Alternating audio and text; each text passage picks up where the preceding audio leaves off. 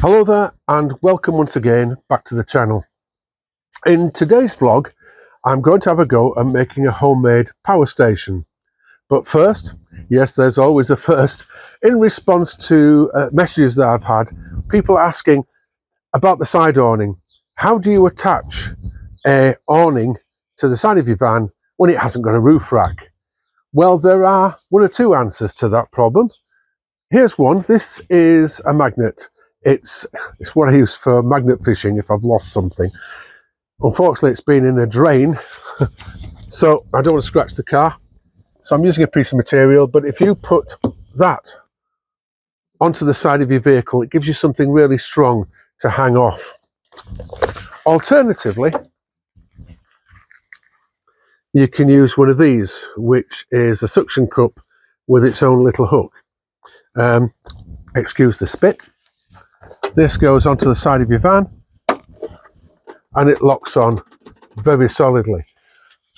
What about, I hear you say, if I don't have a tarpaulin that's covered in eyelets, such as this piece of material here? Well, the simple answer to that one is one of these. This is a kind of a clamp with the hook on the end. Sorry, not an hook, an eyelet on the end. You simply pop the thing, put the sheet in between the jaws, like that,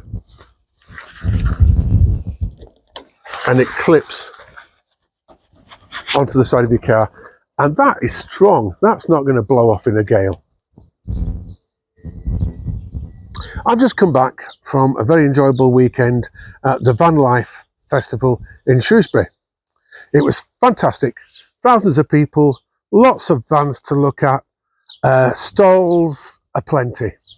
Now, on those stalls, one or two were selling power stations. I love a power station. They are fantastic. They're the bee's knees, but they're a lot of money. I can't afford it at the present time. Sometime in the future, I will buy one and I'll give you the goods, let you know what I think to it. But until then, if you remember back to one of my earlier vlogs, I was showing you bits of kit that I took with me.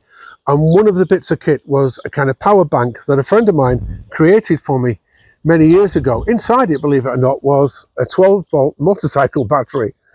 It didn't produce a fantastic amount of power, but it produced enough for me on my little camping trips. In fact, hundreds of them to be exact. It recently gave up the ghost. You know, it's had it. There's not much I can do about it. So I started to use this. All the wrong things, this, by the way. This, my wife's car, it had a little tizzy, and we thought it was the battery, so I went out and bought this. It's a 62 amp hour, 12-volt car battery.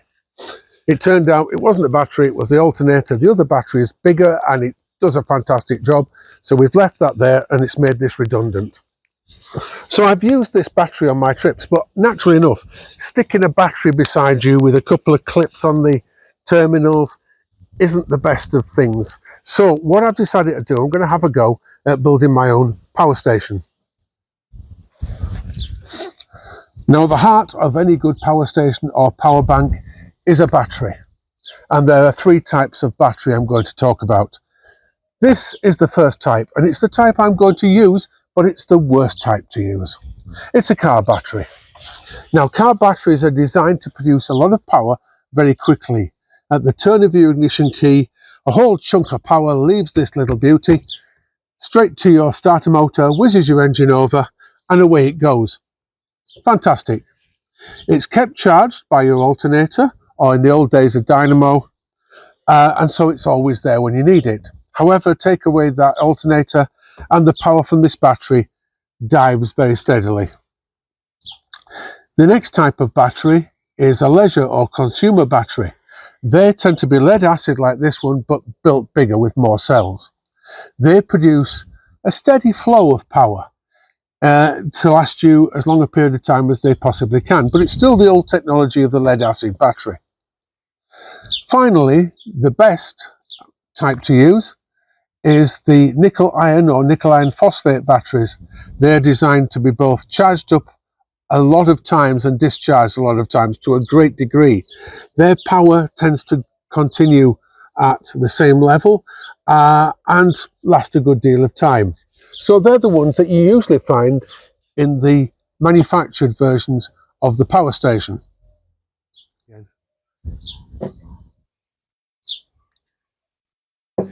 I thought I'd take a moment to thank everybody for subscribing to the channel so far. It's really flown, and I can't believe we're up to vlog 19 already. If you haven't subscribed, please do. It would cheer me up no end. I'm in a bit of a competition with a mate of mine, and I'm trying to beat him to 1,000 subscribers, and I think I'm ahead by about 30. So please subscribe. Give me the old thumbs up like. That would be really nice. At the start, when I created the channel, I also created, hand in hand, a Facebook channel. And the idea of that is for us to chat. I want to find out what you like, what you want me to do on the channel. Do you want to keep on making things? There's only so many things you can do to a little van. But also things that are important to you, like finding good camping sites, or even there are people out there who have been turned away from camping sites through having a micro camper. I want to hear about that. Let's go and look into it and find out why it's happening. We want to look into finding parking places. You know, so many parking places in the Lake District and Wales, where I am, are disappearing. The councils are putting up lovely notices that tell you can't sleep overnight. So come on, let's have a natter. So join me on Facebook and we'll put the world to rights. Now, building the box or case for the power station takes a super long time, so I've created this very quick montage to show you how it's all done.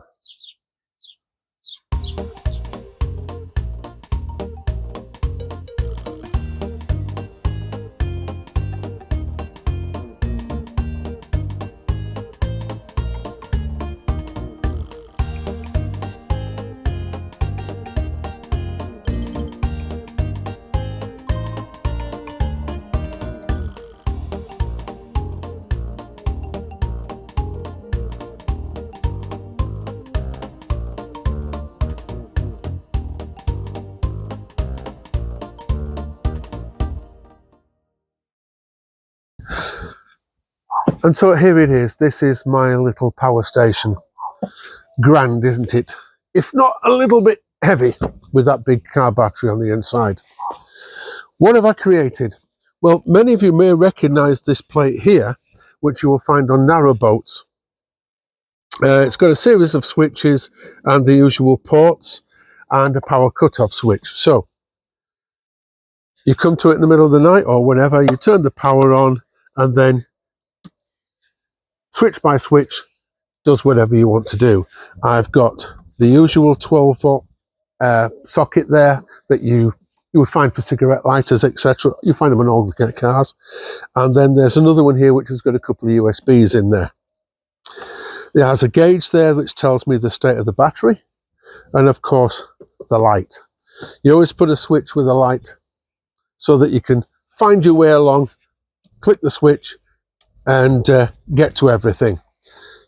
Connecting to all that, or at least during the day when the sun is out, this is going on top of my top box, and this will charge the battery from the sun during the day.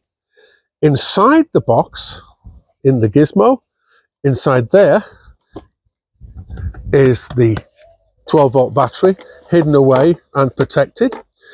On the top here is a fuse box, because you really need to have everything protected by fuses. So this is a fuse box. It's quite a nice one in that if the fuse blows, a little diode lights up to let you know which one has gone. And then this is the solar charge controller, which connects to the solar battery. Along with that, and that sits inside that, is this, which is a power inverter. It's quite a low-powered one, but it's just something to have.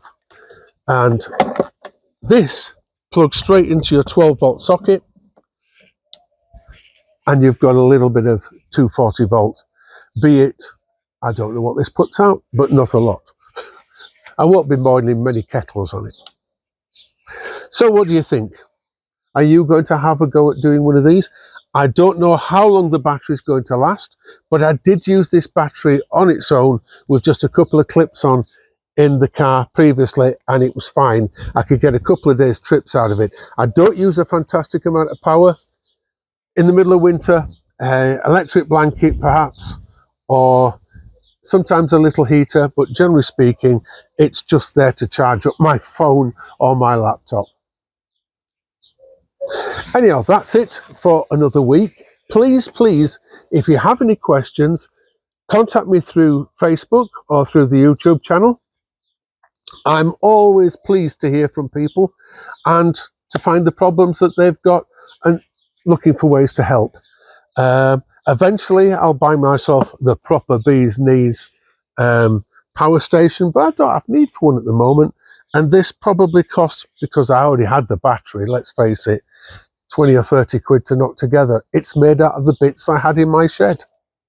Even this power inverter cost me £6, I think, originally. Anyhow, thank you very much for watching. See you again in about another week to 10 days. Don't forget to subscribe, and bye for now.